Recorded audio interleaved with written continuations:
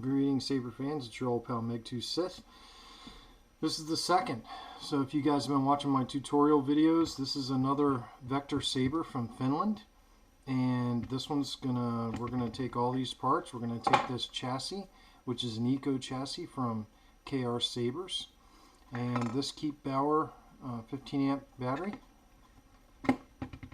and this blue illuminated switch, and this recharge port, and this speaker, and we're going to turn this into a functioning Saber. But this time, instead of Profi, which you guys are always used to seeing me doing, we're going to do this one with Verso. This will be my first stab at Verso, and bringing y'all along for the ride. I'm hoping it's as easy as everyone says it is. It sure looks like it. Nice big pads, pretty clear wiring diagrams on www.thesaberarmory.com, which is where I got this Verso from Cal at KR Sabers, the Saber Armory. And I'm pretty excited to see what this Verso can do. After my one button install of the Profi, I'm pretty excited to see this.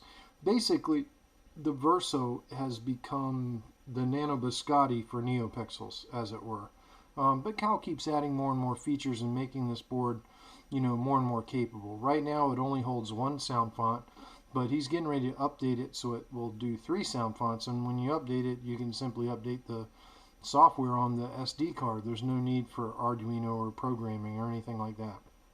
All the updates will be via the SD card. So in the future, this Saber will certainly be able to hold 3 sound fonts. And as Cal keeps adding more and more features to the Verso, it'll be interested to see where this little board goes. But here we go on this first install, and we're going to begin with the illuminated LED and figuring out the proper resistor for this blue illuminated LED. We're going to put the proper resistor on this thing, and we're going to make it installed, and then we're going to start wiring the rest of our board. Now, the only thing I won't show on this install video is the installation of the NeoPixel hilt adapter. I've already installed the hilt adapter, but I have plenty of other videos where I do show how I wire the hilt adapters, and I will link those videos in the description of this video. So if you expand the description box on this video, you'll see me wire a NeoPixel hilt connector. So without further ado, let's begin. Greetings, everyone. So on this new Vektor Rebel, or Vektor, I think I'm calling this FinJedi Saber, what we're going to do is we're wiring this one with a blue, and I'm going to the Custom Saber Shop, www.thecustomsabershop.com, and we're wiring this with a blue illuminated AV switch. So I'm going to go momentary switches, and this is a 12mm AV style, and I know this is blue with a metal top, so that's what we're looking for, 12mm anti-vandal blue ring switch. And what we're looking for is the forward voltage. So LED has a forward voltage of 3 and runs at 20 milliamps. So let's go to our handy dandy LED calculator. We're going to say our supply voltage is 4 because we're rounding up. It's actually 3.7. We said our forward voltage was 3, and it needs to run at 20 milliamps. So we need a 50 ohm resistor. A 50 ohm resistor. So this one's going to need a 50 ohm resistor and 0.02 watts. So obviously scrubbing off the amps aren't an issue. It's not going to create a whole lot of heat. So I think I'll probably use a 1/4 watt resistor. And well, I think I have a 50 ohm resistor in my collection, but I'll go check. But this is a simple way to calculate your resistor. The only thing you need to know is your forward voltage, the battery you're using, and the current you're having to run the LED at. Once you have all that, click to calculate, boom, there's your actual resistance. Now, the closest resistor that Custom Saber Shop sells is 82 ohm 1/4 watt, but I'm actually going to use a 50 ohm 1/4 watt, which I do have in my collection. So we're going to go with there. And, with these resistors, close enough is good enough for nuclear warfare. 50 ohms, and you can see here they're saying, yeah, just use an 82 ohm. But if you used a 60 or a 70 ohm resistor, you would be okay as well. But you really don't want to drop below 50 because then you endanger your LED. And off we go. All right, so let's begin wiring this LED. So I have a 50 ohm resistor here, and we're going to bring in our switch, and I've got several wires here. So on the Verso, if you look at the wiring diagram on the Verso, it shows two purple wires as the switch wires. I use purple as my NeoPixel data, so I'm going to use orange as the switch wires. Then a black wire, which is the negative wire for the LED, and then a red wire, which is the positive wire for the LED. And I'm also going to fix my resistor onto this LED, like some of y'all have seen me do in the past. So basically what I'm going to do now is I'm looking for the markings on this LED, and this is the negative leg here. So I'm going to get my helping hands out here, and I'm going to put the positive leg in my helping hands, and then I'll know that the opposite leg is the negative leg. And then what I'm going to do is I'm going to take some fluxers and give that leg a little bit too much flux. What are you going to do? And we're going to come in here for the kill on that leg to pre-tin it. So that leg's pre-tinned. Now, if you've seen my videos before, you know that I do this. A lot of people disagree with it, but I make it work. I'm putting the resistor leg right onto the switch pole, and then I use shrink wrap to protect this joint and to protect the resistor and to keep them from flexing, so it's not really ever a problem for me. So I'm going to go ahead and add on this resistor just like that. Bada bing, that's a good joint. Now I'm going to cut a piece of shrink to go up over that, but I just want to cover the leg, so I'm going to cut it pretty short. I don't want to cover my resistor because my resistor is dissipates heat, and we want it to be able to dissipate heat. So there I'm just covering my leg that we just soldered to, but I'm leaving my resistor open for the most part. There's a little bit of it that's sealed up by that heat shrink, but not much.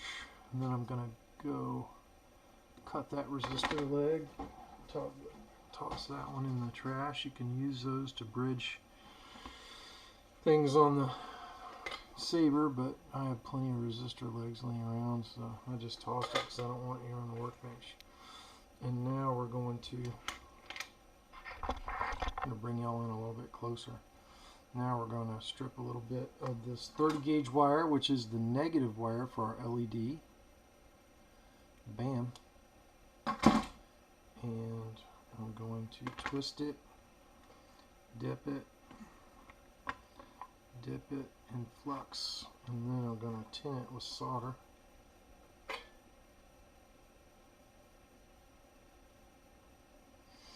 I'm going to clean my soldering iron there because it's a little crappy. And I'll put a little bit more fresh solder on my iron, and then we're going to go to town here. And you know what, that wire is a little bit long. I don't typically like them like that, so I'm going to trim some off of that. I like the insulation going right up to the joint, so that's what we're going to have here.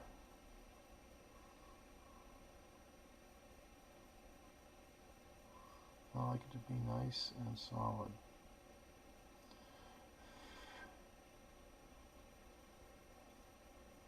And that's a good solid joint there, nice and shiny.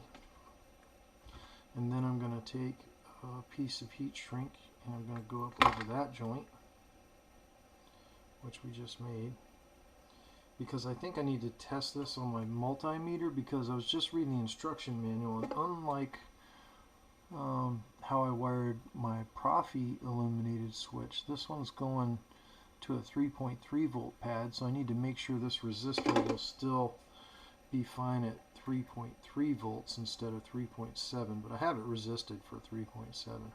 So now that we've done the negative lead on this switch, we're going to do the positive lead. So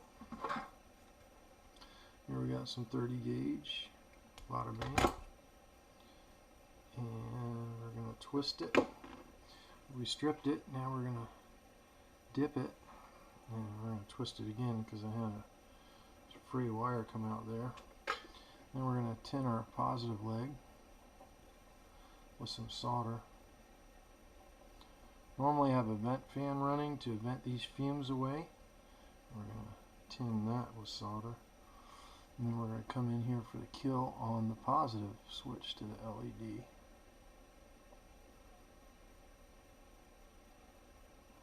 Just like that. Oh, I moved it right before it set. That's always a...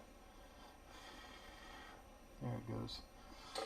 If you move before your solder sets, you can create a cold joint, and I moved right as that solder was setting. So just easy way to fix a cold joint is hit it again with some heat and let it reflow, and then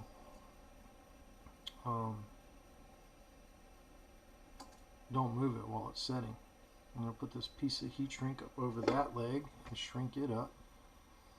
And now both my negatives and positives are a bingo there. So move my drink out of my way because I'm going to need to get my power source wires in here. And I'm going to turn the voltage down to 3.3. And then I want to strip these wires because let's see if this LED is going to work at 3.3 volts, which it should. It's got the resistor on there now. We figured out the resistor for full battery voltage, and I didn't look at the... I should have looked at the manual before I did that because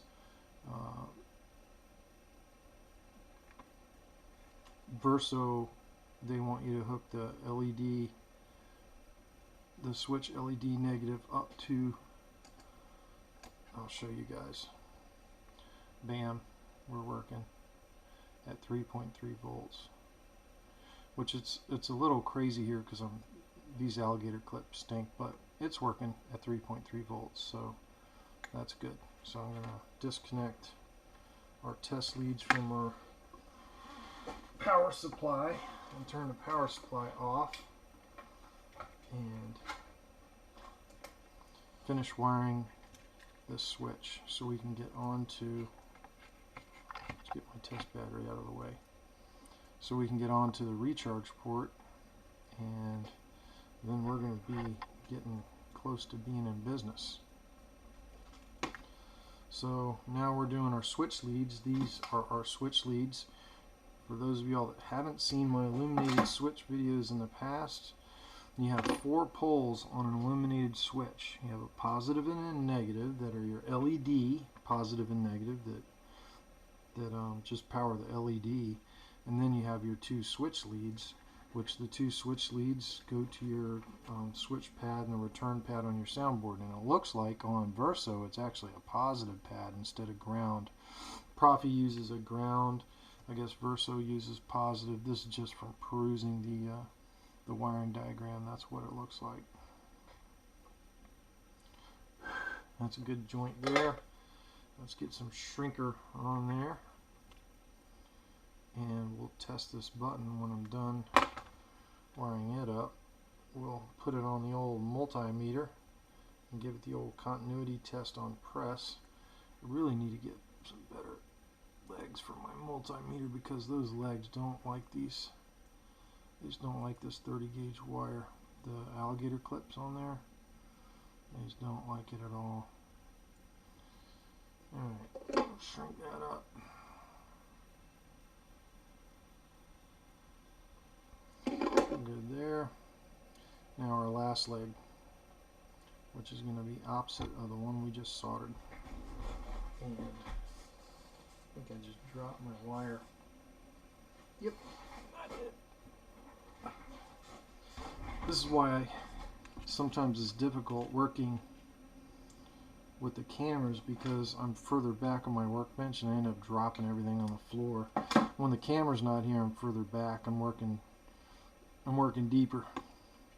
But today, because I have y'all along for the ride, I'm working shallow. Alright, let's pretend this switch lead, and then let's pretend the switch post there, and all them other wires are in the way, aren't they? That's what they do, they get in the way. And then we're going to bring in this wire and solder it on, and that's a good joint there.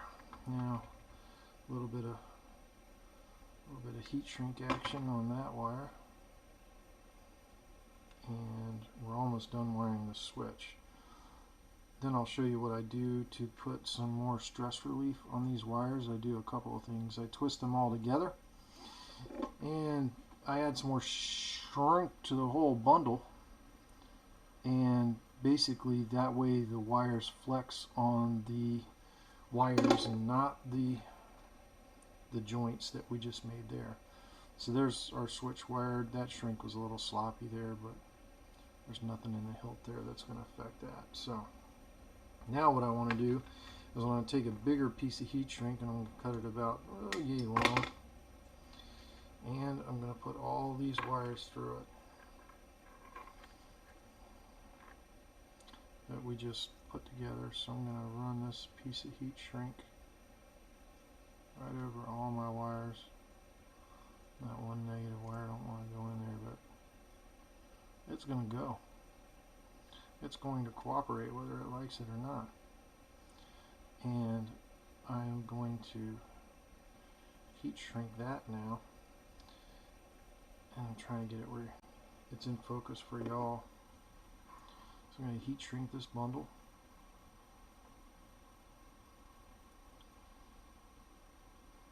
And I'll show you another thing. So what I do is I give that heat shrink a little bend while it cools, and it'll cool just like this. So when it sits down in the saber, the bottom of the saber will be here, and then I have the wires going towards the chassis. And then the last step that I do to help solidify all this is I twist these wires. Now if you guys are using, you know, some wires, they don't like to take a twist, but PTFE takes a twist pretty good. And the trick I learned from Mad Cow, I'll show you all in a second, or reproduce some of his work, is throw a little bit of heat on these wires once you twist them, and they'll stay twisted nice and tight.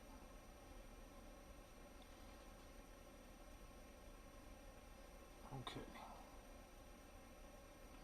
so let's put some weight on the end of this wire, because we need some weight there. Get those helping hands out of the way so you guys can see what's getting ready to happen here.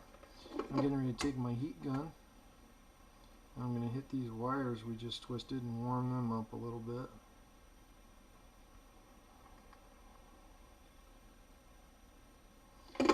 And clean up that twist a little bit there. And what I'm doing now is I'm heating up these wires that are twisted.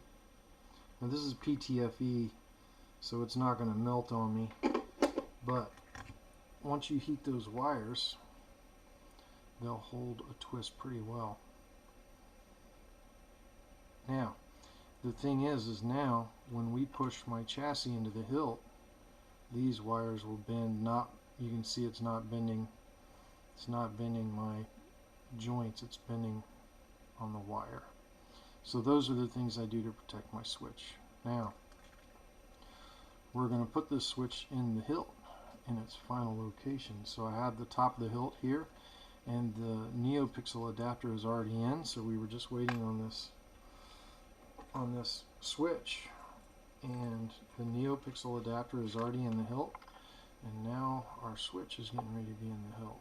So we drop our switch in just like that, and then, avoiding all the other wires, we put the nut over the wires that go to our switch, and we drop the nut into the hilt, And then we spray and pray. And it threaded really nice. I want to push that button down into the hilt nice and solid. And I'll show you in a second, but that, you know, that little bend that I put in my, and I get that hand tight, you know, making sure that the switch is fully seated. And then I'll spin this nut as far on as I can with a screwdriver to make sure that she's in there. So our switch is in there and it's nice and solid. It's in the hilt nice and solid. And now the last thing I do to secure that switch is I'm going to take a dab of E6000, and it doesn't take a whole lot, just a little bit, and I'm going to get some of this E6000 out a little bit, you can see, and I'm going to put it on my nut in the hilt, keep that nut from spinning off. And it doesn't take much of this E6000. It sets up and it's kind of like rubber. It's a really good cement. It's removable. In other words, if I wanted to get this nut off, I could, but it certainly won't come off via vibrations in the hilt once this E6000 sets up. It's really, E6000 is really miraculous stuff. It's a great adhesive. So now our button's installed, and you guys want to see what it looks like in the Saber. I'll throw my test battery to our leads and we'll see or fire up what it's going to look like in the Saber. There you go. Oop. Dang it. Leads are too close together here. Y'all stand by. We'll get it. There you go. There's our blue illuminated switch that's lit up. And then there's one other test we can do of our switch before we button all this up and put the lower half of the hilt on. And that's going to be, we're going to bring out our multimeter and we're going to put alligator clips on this multimeter. And what we're going to do is we're going to clip to our switch wires. We're going to put this multimeter in continuity mode test. We're going to clip these alligator clips to our switch wires. We're going to try. They don't like 30, but they're going to hold it whether they like it or not. And we're going to test our switch and make sure our switch is functioning. Every now and then you could get a bad switch, and I don't want to do a bunch of work on the Saber and then find out the switch wasn't working, so I prefer to find out sooner rather than later, which is exactly what we're fixing to do here. So I'm going to strip these switch leads that we installed onto the switch. And you know, this checks two things. Number one, it look at there. That. Alright, so now we're fixing to test the switch. So I'm going to bring in my multimeter and I'm going to turn it to this 200 ohm, which also has this audible. You can see it's got the audible signal there, but this is your audible continuity test. And what happens there on this is when you touch your leads together and you have continuity, you get an audible tone. So I'm going to take one of these alligator clips and I'm going to connect it to one of my switch leads, and I'm going to take the other alligator clip and connect it to my other switch lead. Of course, it's not going to want to hold because it hates these 30 gauge wires. Oh, but it's going to stay on there. And then I'm going to depress this switch. And you can hear I have tone. So I have continuity through the switch. So my switch works and the switch is wired correctly.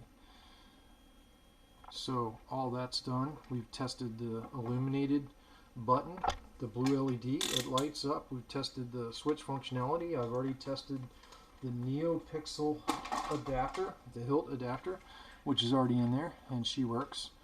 And now we're ready to send these wires down through the hilt and into the chassis. But before we begin that, we have to wire our recharge port. So I've got my battery in there. My battery leads are here, and we're going to send the recharge port in there. So that's what's coming next. Alright, so now it's time to wire the recharge port on this Saber, and I do have a video about these recharge ports, including the switchcraft like this one. The switchcraft recharge port has 3 legs. This leg with the logo on it is actually your cutoff leg. In other words, when you plug a charger in here, this leg does not receive any negative, which this is normally your output to the board. That way, when you're recharging your Saber, it's only charging the battery. It's only in contact with the battery, not your soundboard. The center pin on the recharge port, which is down there in the center, and it's connected here in the center, is this leg, which is your positive. Positive is the center pin.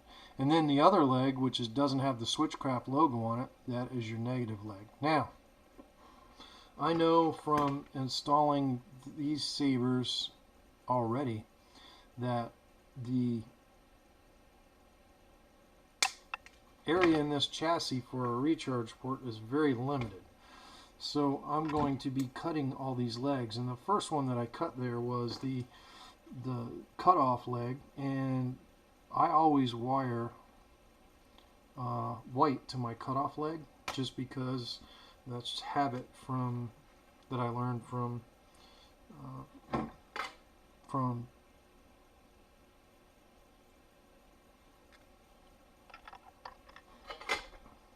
gotta remember his name in a minute.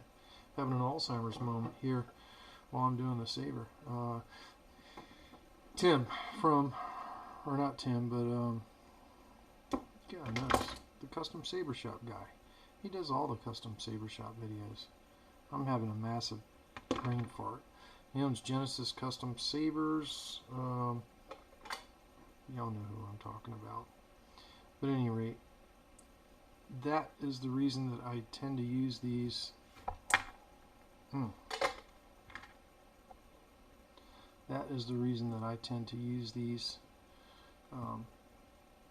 white wire on these recharge ports, because that's what Mad Cow does. Mad Cow. Couldn't remember his name. I'm like losing my mind. I'm like, what am I, stupid or something? He's like the Saber OG. It's Mad Cow. You have Yoda and Mad Cow. They're the OGs. And Tim that owns the Custom Saber Shop. But at any rate, I always use a white leg on the cut-off leg, and this white wire will be the negative to our soundboard. And then we're going to need a piece of shrink here, and I cut the shrink on an angle. Again, another trick learned from Mad Cow. And there's not much leg to cover here, but because I pretty much cut the leg off. And then I think the next wire we'll do will be the positive wire. Now my positive wire, I'm actually going to have 2 wires on that one, because the positive from the battery, and then I'm also going to run another positive wire, which is going to be my positive out to the soundboard. There's a little shrink wrap on that. So now let's wire the positive one to the battery. So my center pin is this one here. So I'm going to cut that back as much as I possibly can, because I already know that this this chassis is really tight. You just don't have a lot of room in there. And I'm going to go ahead and cut another short section of 22 gauge wire to go back into the chassis, where we'll do a bunch of our merges. So I'm going to go ahead and strip a pretty significant amount off of both of these wires. Oops, I already had one cut. Let me strip a little bit more off of this one.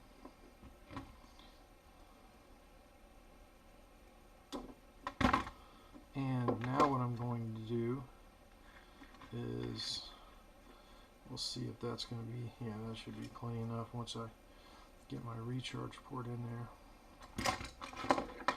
Now what I'm going to do is I'm going to take my handy dandy hemostats, and I'm going to get the insulation about the same on these wires, and I'm going to pinch them into my hemostats so I can twist these wires together. I'm going to release my come on now.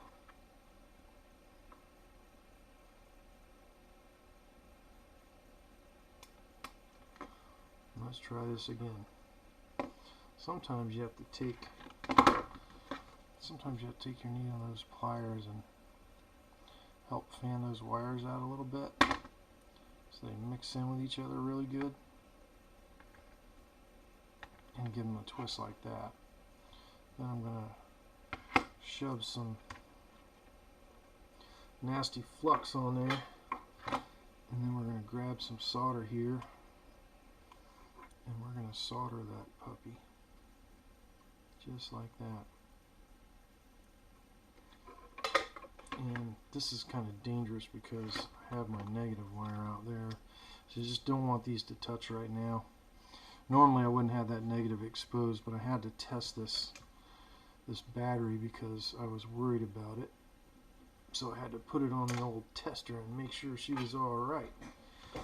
But let's bring some solder into this recharge port.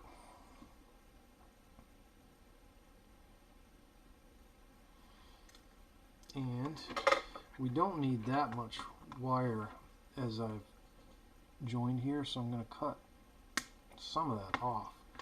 And then before I join this, because there's no way for me to put shrink on if I don't do it now, I'm going to go ahead and put my shrink wrap on my wire.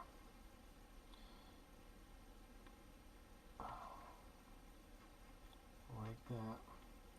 I want to get that shrink wrap as deep as I can get it, because I don't want it to shrink when I do this joint on the, and I want this as flat as possible.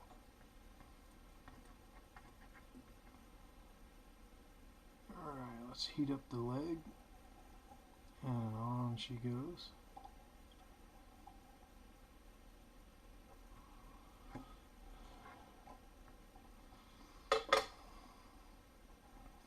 And now we're going to pull up our shrink.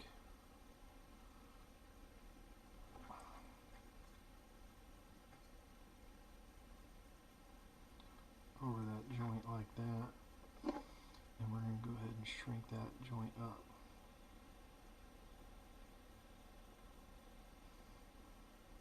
Which a lot of it shrink when I heated up that wire.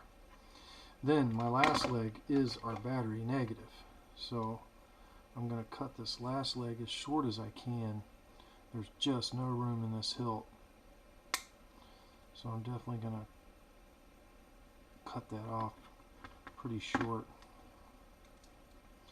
And I'm probably going to cut this negative wire quite a bit. I'm going to cut it as much as I can. And then I'm going to strip just a very small little bit off of that negative wire. Not a lot. This is my battery negative wire right from my battery going to the recharge port. And then I'm going to tin this wire, and I'm going to tin that last leg. And I'll put the thing in the helping hands.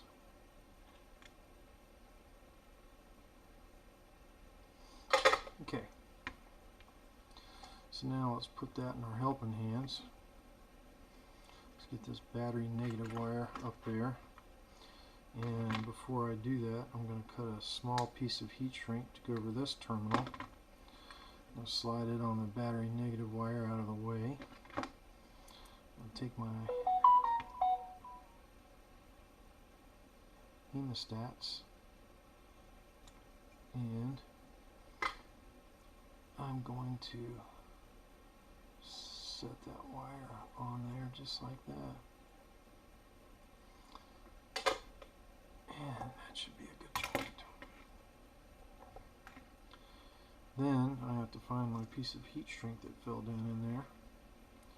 And we're going to slide it up over that negative wire. And there we have all of our wires soldered onto the recharge port. And the bitch on this one is fitting that recharge port in there. And the really difficult part is I have to send our positive and negative soundboard wires into the chassis. Ahead of it.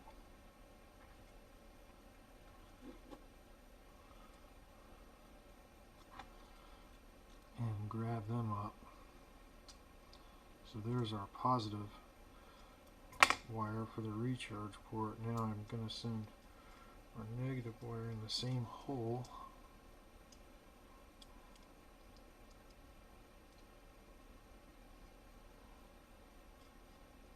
Oop, I see it.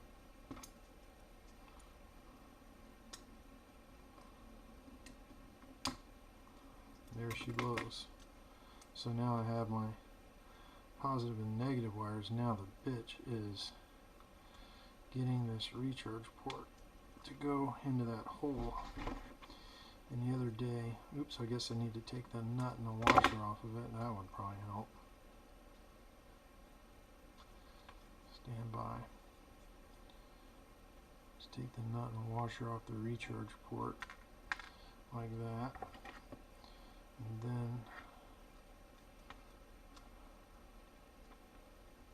we're going to try and get this recharge port to set up in that hole just like that. Of course, that white wire back there wants to get in the way. Okay, I was able to pull it out of the way. And now I just need to get it to go up through the hole. And the dangerous part is this thing's wired, so you don't want to jam metal tools in there, because you could short out your recharge port. And there's a quick way we can test whether or not I did my recharge port correctly here in a second, but I want to go ahead and get this nut on there.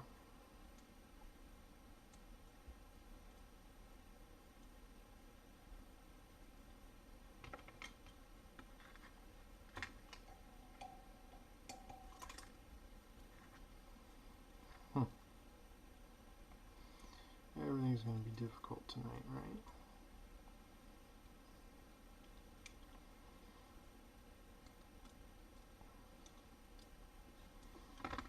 That nut is just about impossible to get it thread. There it goes.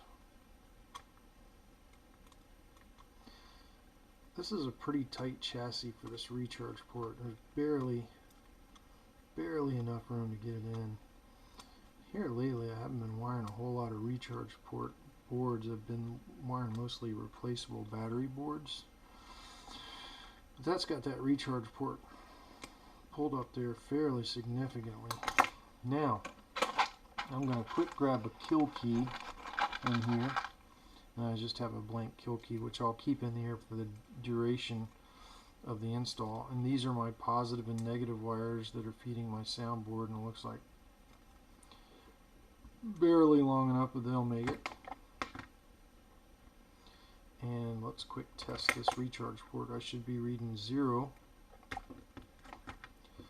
on these lines with the kill key in,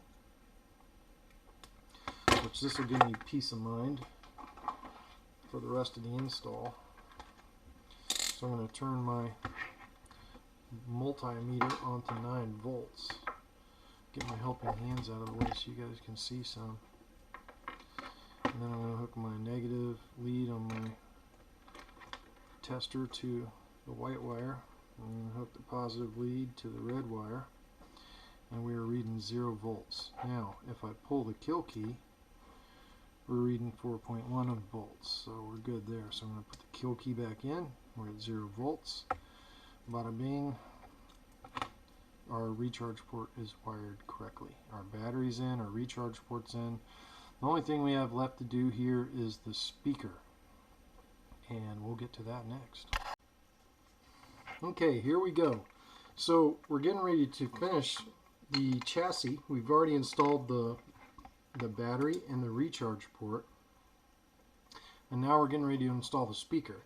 This is a cool trick that I do. You know, the speaker's magnetic. Find something magnetic, stick it to it, holds it steady while you're soldering to it, makes life easy. Always have you know,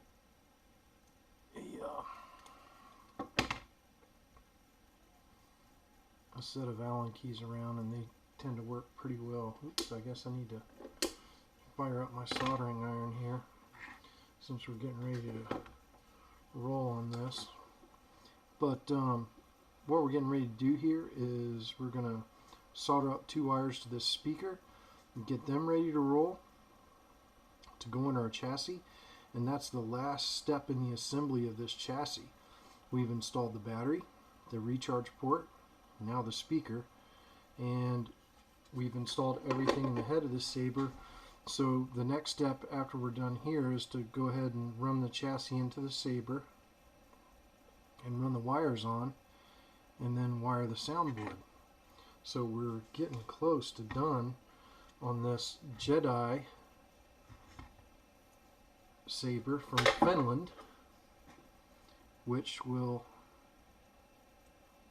be really cool, and it's going to be running Verso, which will be my first stab at a Verso install. So I pre-tinned my wire. I'm going to clean up my soldering iron, which is still not quite up to temperature, and I've also plugged in my hot glue gun, because I do hot glue the wires onto my speaker to give them some level of stress relief. And now I'm going to come in for the kill here on this speaker solder, and that's a good joint there. So there's one speaker wire on. I'm using 30 gauge PTFE here. 30 gauge is sufficient for speakers. I try to use the smallest wire possible in my installs that's appropriate for the electrical load that the wires are carrying. The speaker doesn't really carry a heavy, at least these small speakers, just aren't carrying a significant amp load that we use in these lightsabers. So 30 gauge wire is sufficient to carry the speaker signal and the little bit of power to the speaker that it needs to do its thing. Alright, let's try and... I've got my wire pre-tinned. I think I did that off screen, but my GoPro may pick it up.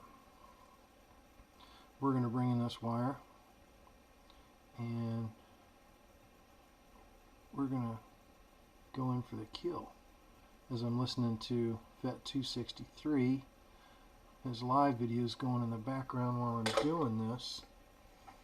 So I'm trying to watch his blade style tutorials and try to figure this out, which is pretty cool because he's talking about some complex angle stuff tonight. Vet 263 does a live video about blade styles for a profi every Tuesday night at 9 o'clock. And I do my live video every Monday night at 8:30 when I don't have other projects going on. And I try to shoot live videos. I do some install stuff on these live videos, but I also make these other videos that I can post up for these other installs that I'm working on. So y'all that need a video to watch, when I first started building lightsabers, videos were invaluable to me. By the way, I put hot glue on the speaker wires here. This is a step that I learned from Mad Cow. Again, most of the stuff that I do I learned by watching Mad Cow's videos on the custom saber shop. But that little bit of hot glue there provides some stress relief on the speaker wires, even though the speaker won't be really able to move in this chassis. And I'm going to go ahead and twist these speaker wires, and then I'm going to show you another trick that I do to help route these speaker wires into the chassis, because the spot that these speaker wires are going into is it's a tight spot. And if you're trying to route these into the chassis, just sticking the wires in, even twisted, sometimes it can be difficult because one of the wires will come untwisted or something like that. But there are my twisted speaker wires, and what I'm going to do is I'm going to clip them so they're exactly the same length, and I'm going to grab a little piece of shrink, and I'm going to put that little piece of shrink, oop, twisted and lost my shrink. It sucked because I had the shrink wrap on there. So what I do is I take a little piece of shrink wrap and I put it over the tip of the twisted pair, and this helps me route those speaker wires into the hilt. And then I'll just pull off that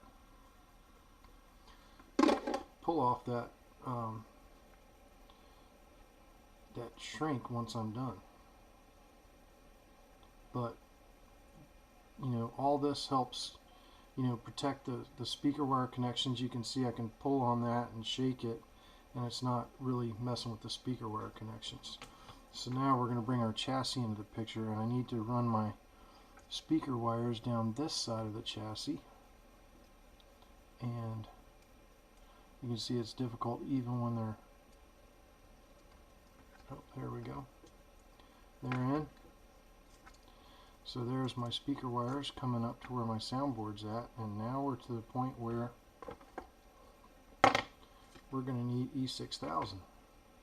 So on this particular chassis, the speaker actually seats on the face of the chassis, and I use E6000 to secure the speaker to the chassis. And well, I'm going to have to reopen this E6000 because it doesn't seem to want to go. I'm going to open it with those, so I'll open it with this one. Let's see if we can get some glue to come out now.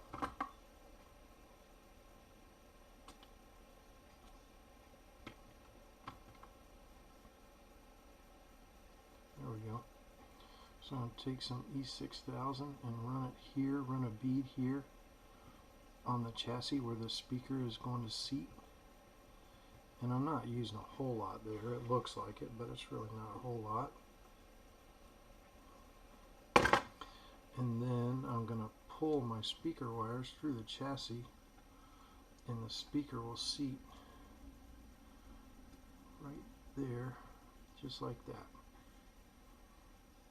And once I get my speaker seated, I'm going to wipe that excess E6000 off of there, being careful not to touch the speaker membrane.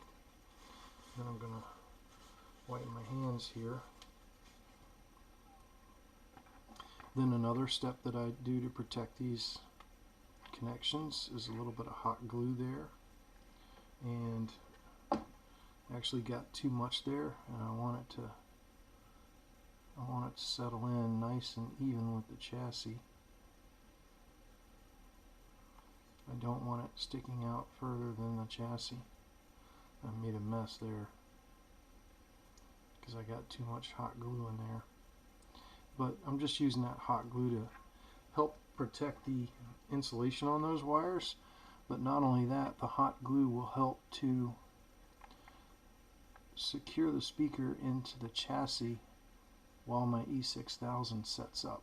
But the main thing is to protect those connections. That one a little bit better on that side. And then I'll make sure that that's nice and even before we send the chassis home. So there you can see our speaker wires. This is our positive wire from the recharge port. This is our negative wire from the recharge port. The Verso is going right here in this chassis, and you know, we'll be ready to rock and roll here shortly. So we're going to let that set up for at least a couple of minutes and then get back to you. Alright, so now we're ready to take the rest of our wires into our chassis, and I guess the first wires I'm going to take in, this trio right here, this is my NeoPixel bundle. So I'm going to go ahead and take all my NeoPixel wires into there. And all my NeoPixel wires will be in the chassis. And there they are. And yeah, we're going to pull the chassis in a little bit tighter here for sure. And now let's see if we can get all of our switch wires in there. I can see most of them.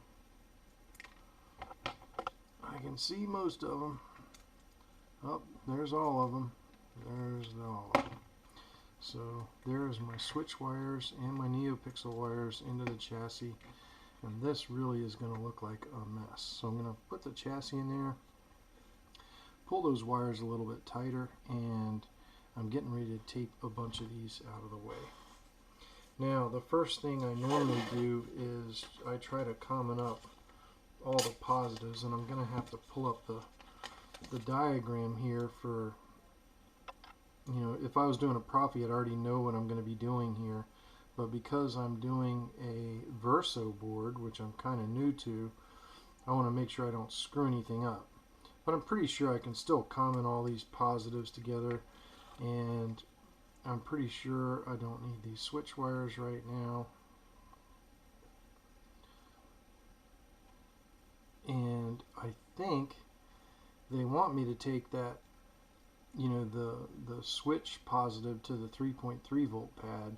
So I'm not going to common up the switch positives. And since I'm not going to common up the switch positive, I might as well tape it out of the way too. So I'm going to have my NeoPixel negative, all my switch wires, my NeoPixel data wire. We're going to tape them all out of the picture. And then that kind of keeps them out of the way while we're working on the Saber. Next, I'm going to tape my negative wire that's coming off of the recharge port. I'm going to tape it and my speaker wires out of the way. And that basically leaves us with our positives. And that's what we're going to deal with now. So this is my positive NeoPixel wire. This is my positive from the recharge port. And basically I'm going to merge these, and I'm going to leave one single pigtail, and I got to go check the manual and make sure I'm okay by doing that. I'm just going to leave one single pigtail, probably 26 gauge, to go up to the Profi board. So right now I'm going to cut a short piece of pigtail that's 26 gauge right here, and we'll use that to merge onto the Profi board. So let's get to business here. So I want to probably do these merges somewhere where they're going to be under the board. So I'm thinking I'm going to pull those out a little bit. Give me a little bit of room out of there. And I'm going to go ahead and cut this wire about wherever I cut this is where the merge is going to be.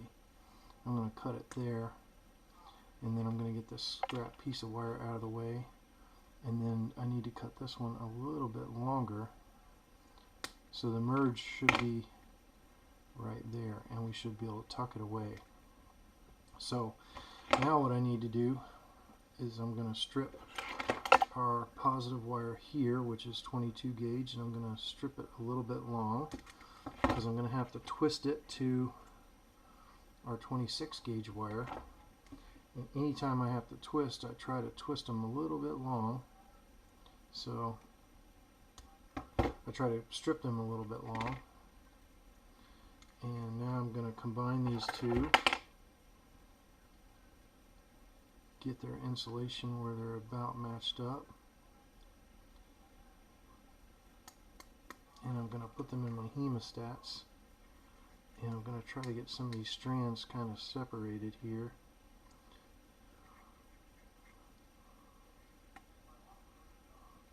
Because now I'm going to twist them together, and then I'm going to take my needle nose pliers, because they have some serrated edges on them, and they help me get a grip on these tiny wires to make sure that they're twisted together well.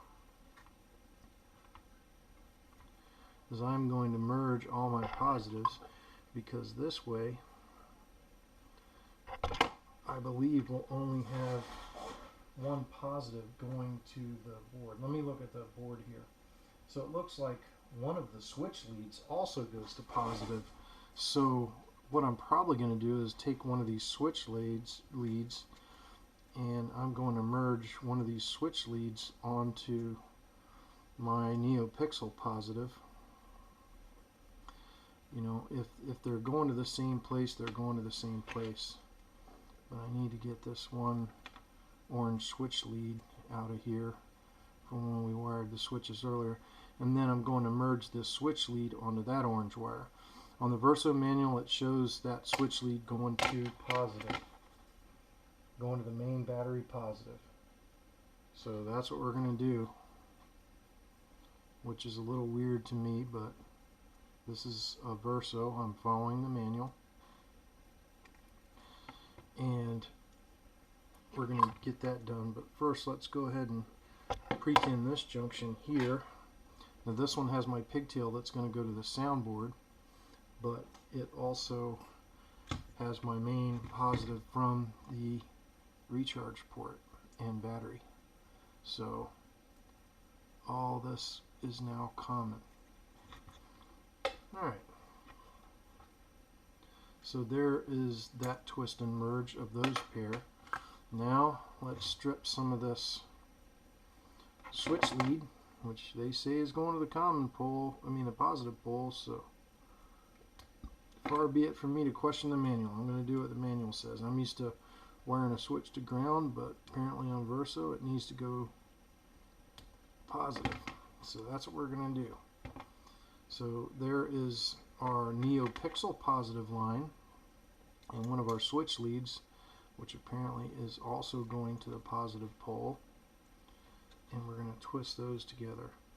If the wires are going to the same place, you can merge them in the hilt or in the chassis, and you'll see me do a lot of these merges, you know,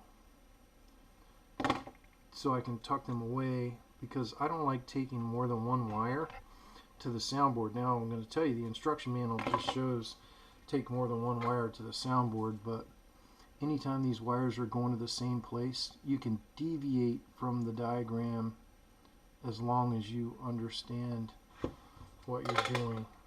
So this is a slight deviation in the wiring diagram. Now, I think what I'm going to do is I'm going to bring in my helping hands here,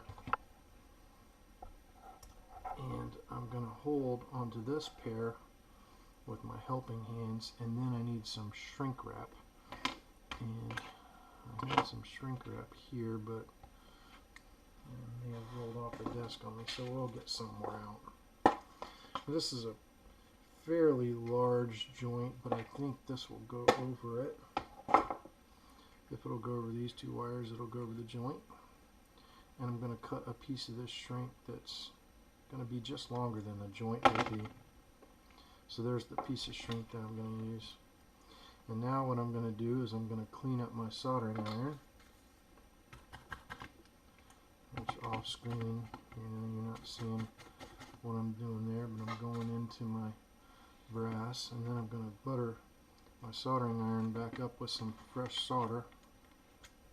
I'm going to join these two bundles of wires, and I'm going to, it's hard for me to get an angle on it. I'm going to join these wires just like that. That's a really good joint. Nice and shiny. That's a pretty joint right there. I didn't put my damn shrink on. Of course I'm going to have to mess up my joint to put the shrink on, right? Somebody should have said, hey Tom, you didn't put the shrink on. Mad Cow said, always remember to put on your shrink before you make a joint. So I didn't listen to Mad Cow, and it just cost me. Cost me a pretty joint. Now let's see if we can recreate that pretty joint here, because it was pretty. That was maybe even prettier. So now I can release that from the helping hands, and I'm going to pull our shrink wrap up over our joint where it's covering the insulation for all the wires there, and it's free. It's covering the entire joint, and I'm going to go ahead and shrink this joint up. After I do this, we need to start prepping the soundboard because we are ready to begin installation of the soundboard. But before I do that, let's go ahead and tuck these wires in because they are no longer needed to be out and about. And I do want this wire out, but I don't want that wire out.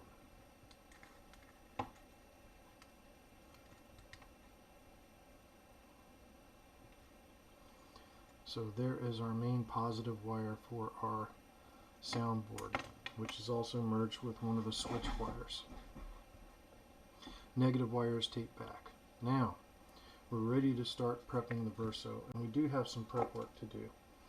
So on the Verso, first thing I'm going to do is eject the SD card, and I'm going to set it to the side. But on the Verso, these three pads are our LED pads right here, 1, 2, 3. And while we got the Verso out, let's go ahead and clean it up with some alcohol. I'm using isopropyl alcohol here, and I'm going to clean these pads of any factory schmoo that may be on there. And I will need these pads down here as well. So these three pads are my LED pads, which I'm going to be joining all of those with a bridge. And then this is positive and this is negative, which they're kind of close together, so you want to be careful when you're soldering there that you don't accidentally bridge positive and negative.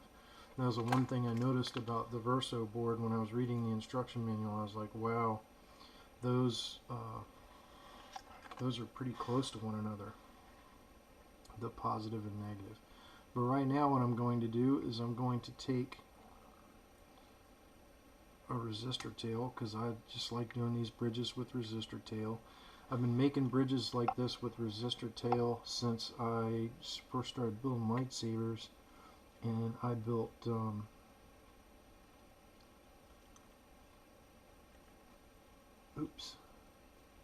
and I used NEC boards, and the NEC boards you had to do some bridging work, and I bridged with resistor tail. So I'm going to bridge with resistor tail here as well. Let me clean up that tip. In we go with the solder.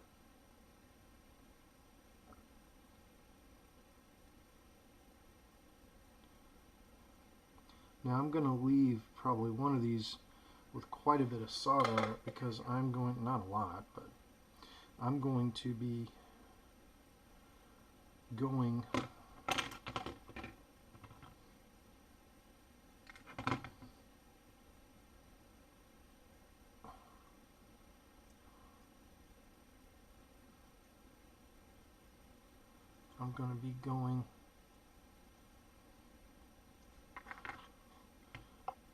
and actually I'm going to send another resistor tail up there. So basically I'm trying to make these bridges kind of invisible to the end user. They'll never see them. They'll be on the underside of the board, but it most certainly will be there. And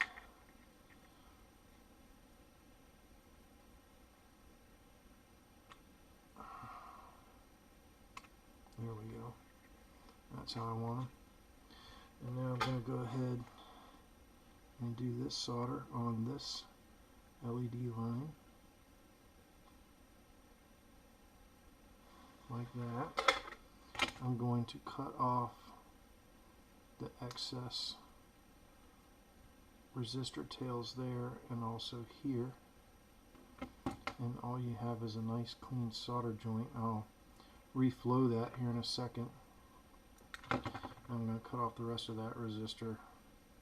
These resistors I use, they're, you know, they're 68 1,000 kilo ohms or something. They're crazy. I mean, I don't have any use for them right now. So that's why I use these resistor tails, because I don't have any use for these really, really, really high ohm resistors. And not usually in lightsaber building. There's some use for some of these higher resistors on Blade ID and all that, but I really haven't got into Blade ID yet on Profi. And Verso doesn't have it. So there we go. So there are our merges. Now I'm going to go on the back, and I'm going to make sure the back side looks good.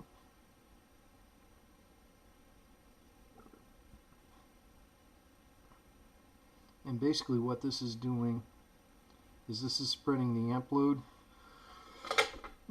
on the NeoPixel blade evenly between those FETs. And I think what I'm going to do is I'm going to build up a little bit of solder on this middle FET, which is LED 2, and that's probably where I'll connect our NeoPixel line.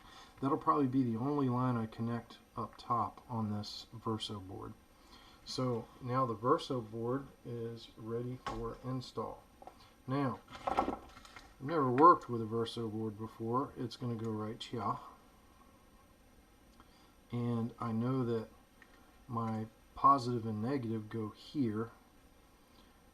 Normally I start with NeoPixel data, and NeoPixel data is one of these, but I don't remember which one it is. So let's go to the manual. And the NeoPixel data looks like it's going to be 1, 2, 3, 4. 1, 2, 3, 4 in. So it should be 1, 2, 3, 4 in. So what I'm going to do is, I think I'm going to do my speakers first. Scratch that, because the speakers are furthest back. So I don't want the NeoPixel data interfering with us quite yet. Let's do all these back pads first. This is the first Verso I've ever wired. We're going to do these back pads first. And again, for safety's sake, I have a kill key in there, so I'm not working with a live Saber here. But I know that these speaker wires are going to go on these last two pads. So when my Verso's in place here, I know my speaker wires need to be about, let's leave enough slack so I can shove that down into the chassis. I'm going to say about yay long. And those are our speaker wires. So let's separate those two a little bit. We're going to take a couple twists out of them, and then I'm going to strip them. And then after I get these stripped, we'll probably start a new scene so this file doesn't get too big on me.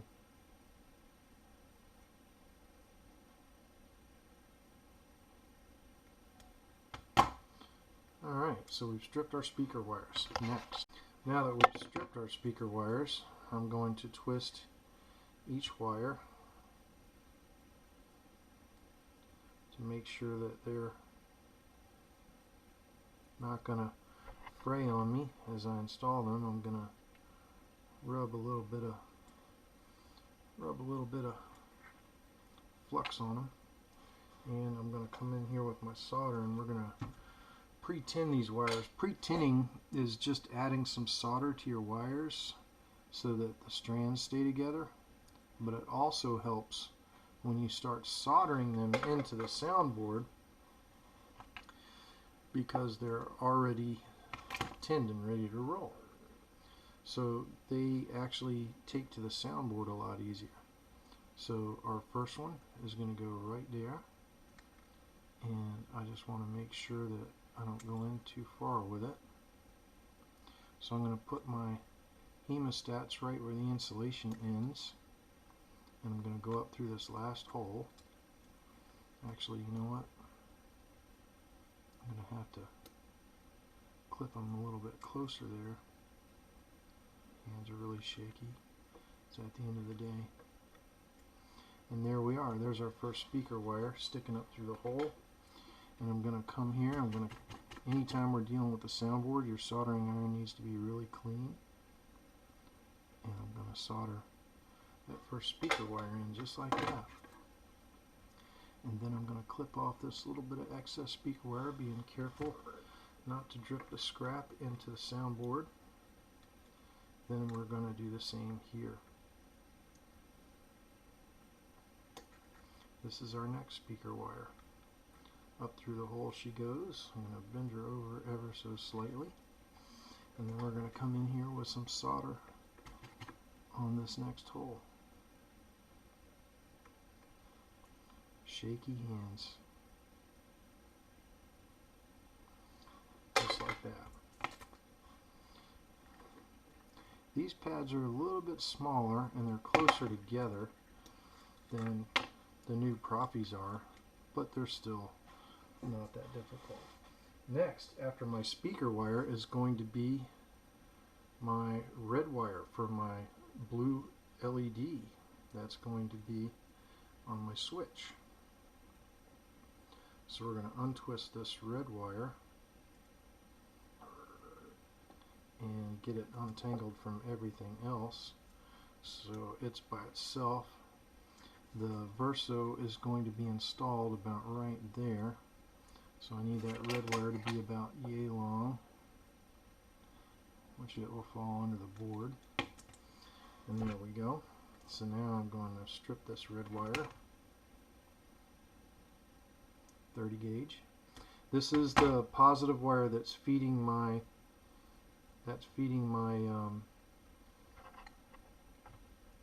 my illuminated LED. This is the positive wire for the illuminated LED that we wired earlier. So now I'm going to pre-tin that wire. I'm going to grab it with my hemostats, and we're going to go up through the hole just like that.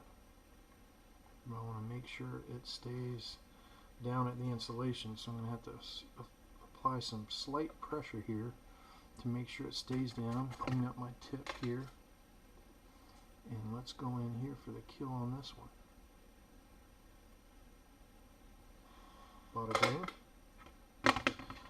I know sometimes the camera looks like I've flowed the solder and bridged the pads, but what you're seeing there is the flux, because I'm using rosin core solder, so you see a little bit of flux flow out and it makes the pads kind of shiny. But I'm sitting here looking at each connection, and I'll check it with my multimeter. And we're good there. Now, after the red wire, we need our NeoPixel data. So now we're where I normally begin on Proffie, and we're going to need she's going to be about right there, so let's go ahead and clip her about right there and get that little piece of wire out of the way. Now my NeoPixel data, I use 26 gauge PTFE, so we're going to strip a little 26 gauge PTFE. 26 might be pretty big going up through this hole, we'll see. And what I want to do now is kind of turn that soundboard the other way so I'm not dripping solder on it while I tin this wire. And that's good.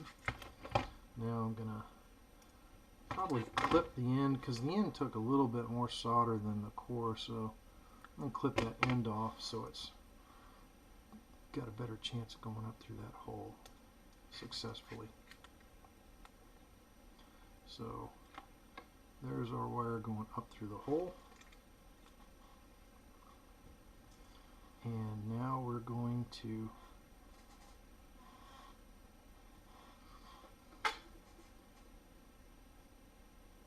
solder the NeoPixel data on there. These pads are really close together, so we're really going to have to be careful that we're not bridging them, and I don't think that we have. Again, I'll put the multimeter on it, since this is the first time I've ever wired a Verso. I want to make sure that I do it right. Next, after NeoPixel data, we skip one pad, and then we are going to be taking our negative wire from our illuminated LED, and it's going to go on the next pad after we skip one. So there is our negative wire off our illuminated LED, and our Verso is going to be seated right there. So this wire needs to be about yay long, and I'm going to strip this wire with 30.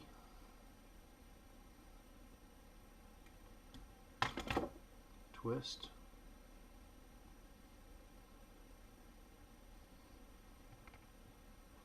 Add a little bit of flexors on there.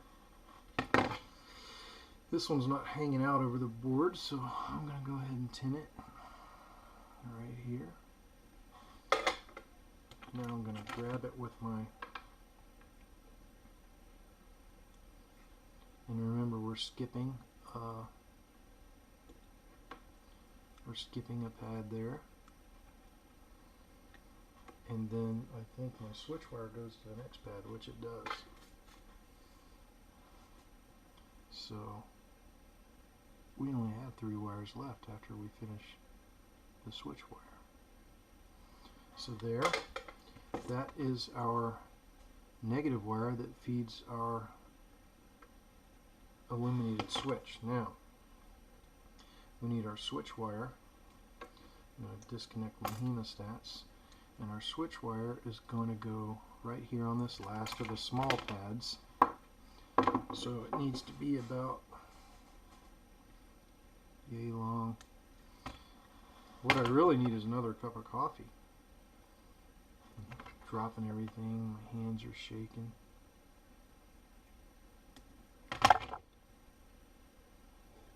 Strip, twist, a little bit of flux, a little bit of flux action.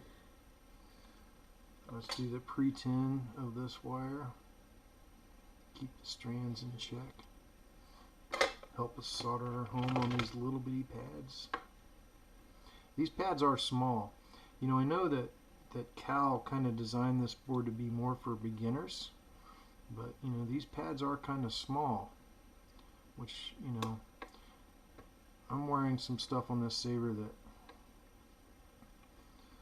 may not be entirely beginner friendly, but when you're having to use these small pads,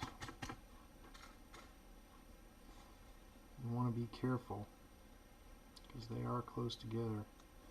You see my hands shaking really bad. Now, you don't want to hit any of those other things with the soldering gun, all those small fragile electronic tidbits. I'm going to trim that little bit away there, and those are all of our small wires. So now we only have 3 wires left: my positive, my negative, and my NeoPixel negative, which is entirely too long. So I think what I'm going to do first, I think I'm going to bring our positive wire on up because it's going to go outside here, and I'm going to go ahead and cut it to the approximate length. I'm going to leave a little bit of extra on that one. And if y'all remember, this is 26 gauge here on my pigtail, which should be sufficient for return amperage. I'm going to add a little bit of fluxers on that positive wire. Remember, we had already merged one of the switch leads with this in under the chassis. So this is a little bit different on Verso, where the switch lead merges with positive. At least I hope I'm reading that right, because if I'm not, this is going to be a real short adventure. So now I want to feed my positive wire up through the hole, just like that. And now we're going to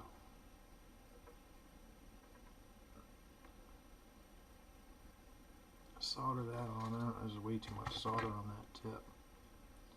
Let's go ahead and solder that positive wire in here. Hello, shaky hands. Have some more caffeine, Tom. I think I will. Let's have a drink of tea. Maybe it'll make my hands less shaky if I drink caffeine. Who knows? I'm going to cut that little piece of spare wire off there. Next, I think I'm going to route my main negative wire, which I want to leave enough that I can shove that into the chassis. So I'm going to cut our main negative wire about right there. And after we get this one soldered, we only have one wire left. So I'm going to stop this scene there and pick up. Alright, so we're at the main negative wire. This is 22 gauge. I am going to strip about that much of it off. I'm going to give her a twist. I'm going to give her some flux. And let's pre-tin this thing off camera. You're not going to be able to see me pre-tinning this because I don't want to drip solder on the board. But I'm just turning the saber, so I'm not going to drip solder on the board. So that wire was pre-tinned. And now we're going to take our negative wire. This is our main board negative. And she goes up through the hole just like that. Now, because I'm right-handed, I want to get a better angle on this sucker. And I'm going to clean my tip. I'm going to pre-tin it with a little bit of fresh solder. And let's come in here for the kill on this one.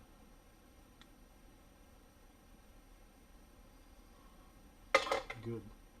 Now let's cut off the spare wire, scrap wire on that one, and we'll reflow both the positive and the negative so they're a little bit prettier. Like that. I don't like stuff sticking up on these corners because this chassis is so close to the hilt that I don't want any shorts going on.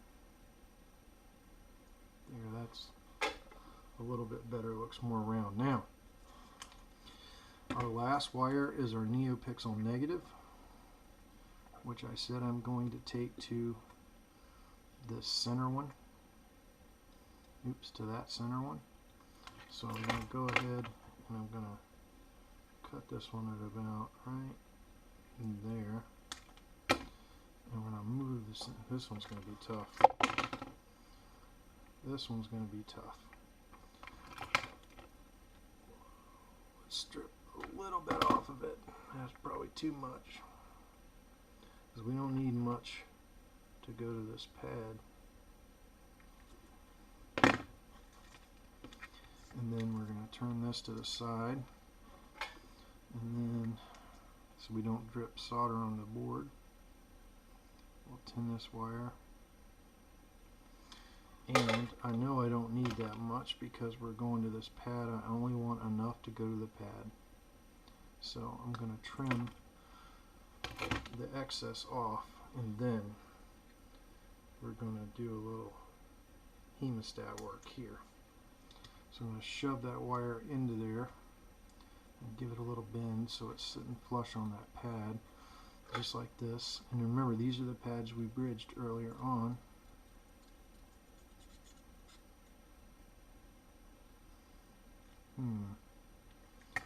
Let's try to get a little bit more solder on my iron.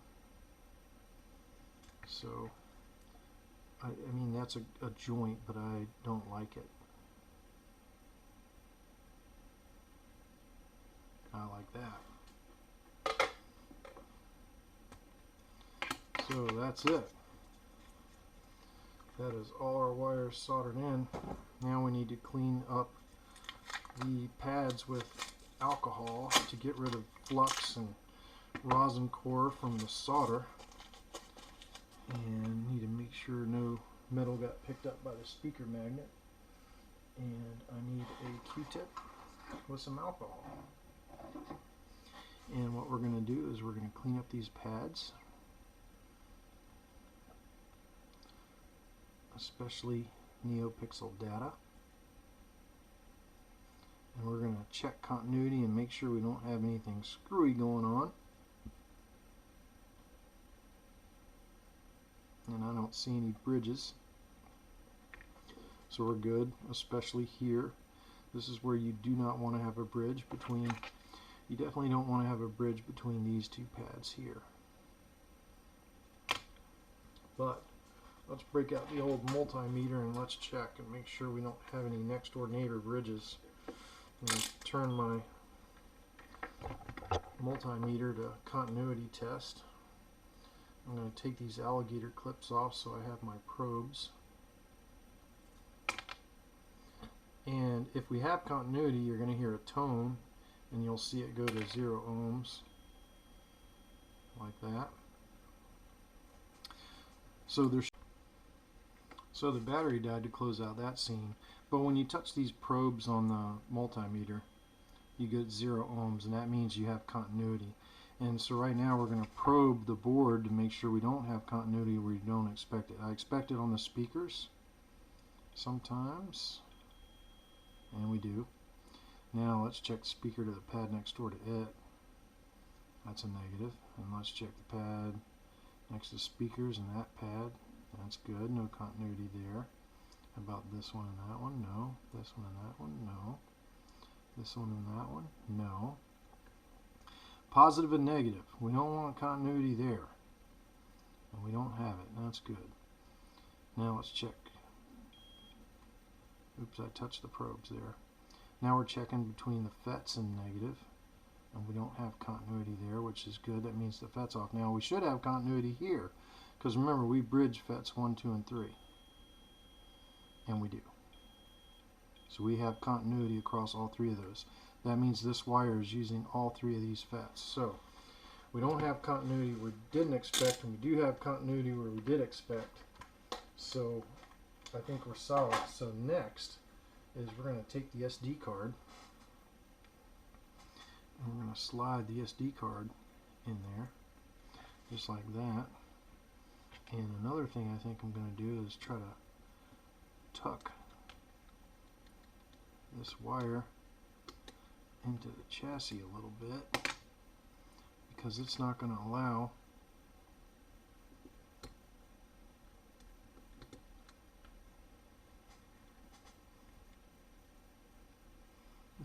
our board to seat like I want it to where it was, and we're going to seat our board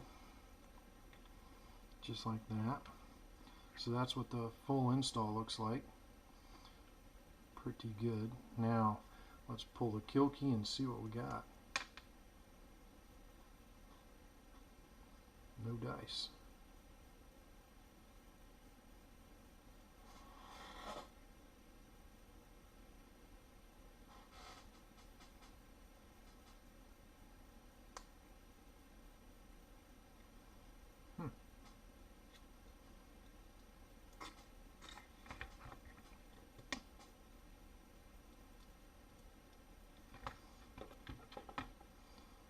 Put the kill key back in.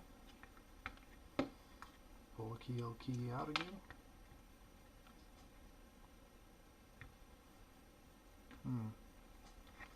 Let's put the kill key back in. Let's verify everything we did with the wiring diagram and the cut.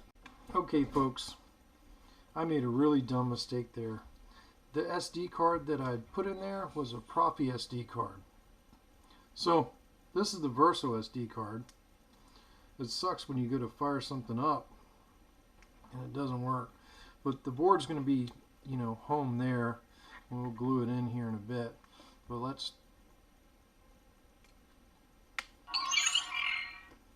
So there is the board booting up, and you can see that the blue LED is working.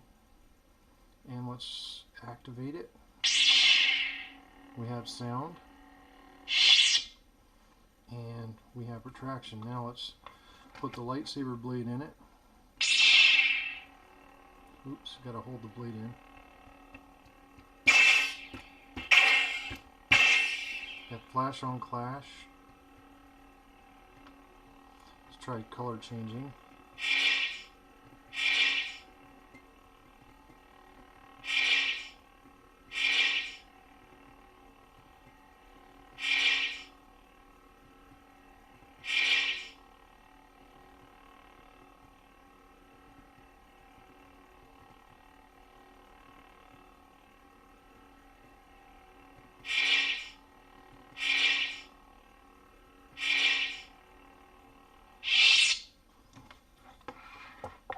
bada bing.